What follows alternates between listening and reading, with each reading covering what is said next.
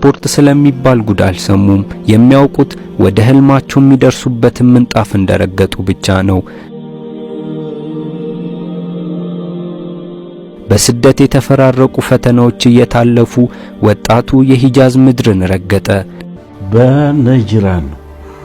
ነጅራን ከተማ የገባሁት የመጀመሪያ ባዘቦርቴ የመጀመሪያ ፎቶ የሚባል ያገኘሁት ይሄንን የመጀመሪያ ፎቶ የመጀመሪያ መታወቂያ ዲስምባሲ ይሉታል ወይ ባዘቦርት ይሄ ነው። የገባሁበት ወደ ሳዑዲ የገባሁበት መርከዝ ወይ ጣቢያው ይሄ ነጅራን የሚባል ነው።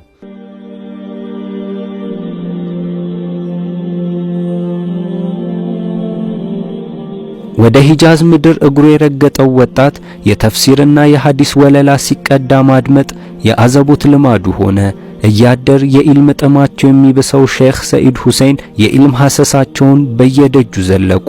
በሳዑዲ አረቢያ ቆይታቸው ባያሌ የእውቀት እልፍኞች ለመመላለስ በቅተዋል። ተፍሲር ማዳመጥ፣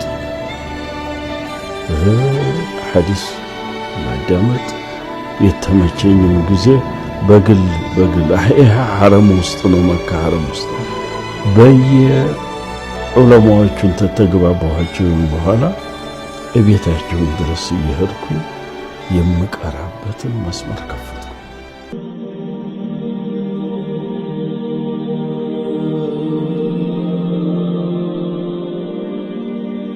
በየጊዜው ስማቸው ከገዘፉት ታላላቅ የኢልም ሹማምንት የኢልምን መስክ አዳርሰዋል።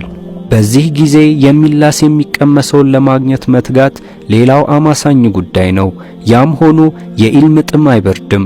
በሳዑዲ ምድር የቆዩት 15 ዓመታት መሆኑ ነው። የኢልም ሐሰሳውን በርዚቅ ለመደገፍ የማይሰራ ሥራ የለም። መቼም የሼኽ ሰኢድ ሁሴን የሂጃዝ ቆይታ መልከ ብዙ የህይወት ውሎች የተጠረዙበት ነው።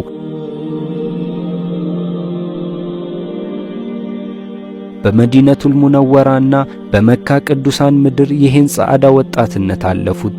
ሼኽ ሰኢድ ሂጃዝ በነበሩ ወቅት በትምህርት ረፍታቸው መሃል በሶሪያ በዮርዳኖስና ቱርክ ቆይታ ማድረግ ችለዋል። የማይበቃ ቆይታ የለም። የሂጃዝ ቆይታ ከእናት ምድራቸው እስከ መጨረሻው የተነጠሉበት አይደለም። ወደ አገራቸው ተመለሱ።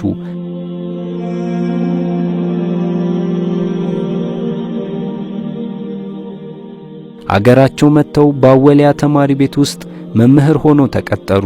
የጊዜው ወታደራዊ መንግስትና ሌሎች በዙሪያቸው የነበሩ አካላት የሼኽ ሰኢድ ሁሴንን የሀገር ቤት ቆይታ እንዳይሰምር እንቅፋት የሆኑ መሰለ።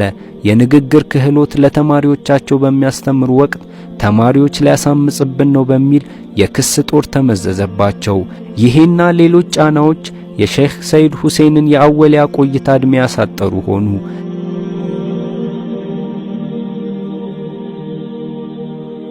በአዲስ አበባ ከተማ በተመሰረተው ነጃሺ ወይም መሐመድ አህመድ መስጂድ ኢማም ሆኖ ተቀጠሩ። ከመስጂዱ ምስረታ ጀምሮ ኢማም መሆናቸው ልብ ይባል። በዚህ መስጂድ ውስጥ ለ20 ዓመታት ኢማም ሆኖ ቆይተዋል።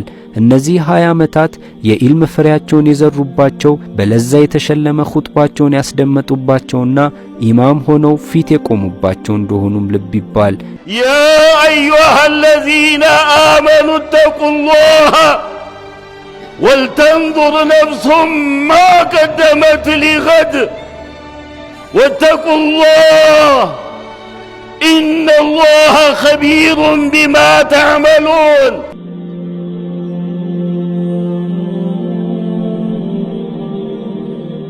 ከዚህ ቆይታ በኋላ ሕይወታቸው እስኪያልፍ በኢማምነት በኻጢብነትና በመምህርነት በሱመያ መስጂድ ቆይተዋል። ሼኽ ሰኢድ ሁሴን በባለ ግርማ የኹጥባ ጥሪያቸው የሚዘነጋቸው አይኖርም። አትነግኝም መላር ወስለናል። ሁላችንም ቤታችን ፈርሷል። ሙእሚን ይሄ ነው። ያኑ የተጎዳ ጊዜ ተጎድቻለሁ የሚል ነው። የዛሬውን የሥራ እናድርገው ብያለሁ።